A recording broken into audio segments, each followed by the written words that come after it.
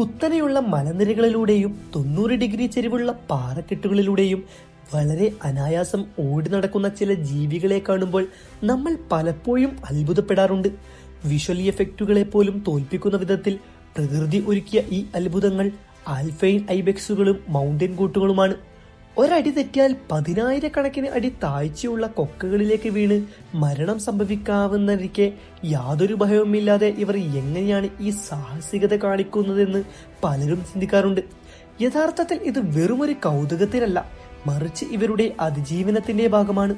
പർവ്വതങ്ങളുടെ ഭിത്തികളിൽ പറ്റിപ്പിടിച്ചിരിക്കുന്ന mineral സാൾട്ടുകൾ അഥവാ ധാതു ലവണങ്ങൾ നക്കിയെടുക്കാനാണ് ഇവ ഇത്രയും വലിയ റിസ്ക് എടുക്കുന്നത്. ശരീരത്തിന് ആവശ്യമായ കാൽസ്യം, മഗ്നീഷ്യം തുടങ്ങിയ ഘടകങ്ങൾ ഈ പാറകളിൽ നിന്ന് അവർക്ക് സമൃദ്ധമായി ലഭിക്കുന്നു.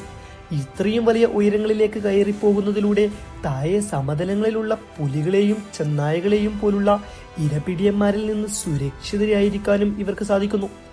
ഇത്രയും കുത്തനെയുള്ള ഭിത്തികളിൽ ഒരു കൂസലുമില്ലാതെ നിൽക്കാൻ ഇവരെ സഹായിക്കുന്നത് ഇവരുടെ കുളമ്പുകളുടെ സവിശേഷത ഘടനയാണ്.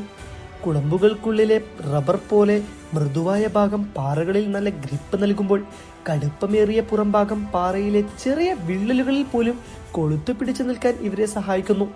സമുദ്രനിരപ്പിൽ നിന്നും ഏകദേശം 10,000 അടി ഉയരത്തിൽ ഈ ജീവികളെ കാണാൻ സാധിക്കും. ലോകത്തിലെ ഏറ്റവും ഉയരം കൂടിയ കെട്ടിടമായ ബുർജ് ഖലീഫയുടെ 5 മടങ്ങ് ഉയരം ഇവർ അനായാസം ഓടിക്കയറുമെന്ന് പറയുമ്പോൾ ഇവരുടെ കായികക്ഷമത എത്രത്തോളമാണെന്ന് നമുക്ക് ഊഹിക്കാവുന്നതേയുള്ളൂ. എന്നാൽ ഈ ഉയരങ്ങളിലും ഇവർക്ക് ശത്രുക്കളുണ്ട്.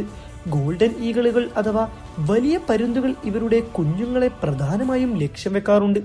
കുഞ്ഞുങ്ങളെ നഖങ്ങൾ കൊണ്ട് തട്ടി താഴേക്ക് വീഴ്ത്തി കൊലപ്പെടുത്തുന്ന ക്രൂരമായ വേട്ടയാടൽ രീതിയാണ് പരുന്തുകൾ സ്വീകരിക്കുന്നത്.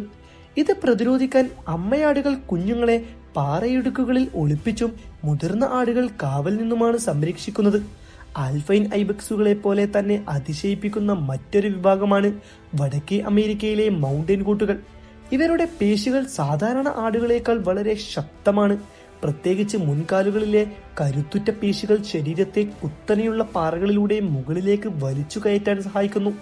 കഠിനമായ തണുപ്പിനെ പ്രതിരോധിക്കാൻ ഇവരുടെ ശരീരത്തിന് 2 പാളികളുള്ള രോമങ്ങളുണ്ട്. വടക്കേ അമേരിക്കയിലെ റോക്കി പർവ്വതനിരകളിൽ വസിക്കുന്ന ഇവർ പലപ്പോഴും ഗ്രൂപ്പുകളായാണ് കാണപ്പെടുന്നത്. ഇവർക്കിടയിൽ പെണ്ണാടുകൾക്കാണ് പലപ്പോഴും ആധിപത്യം ഉണ്ടാകാറുള്ളത്.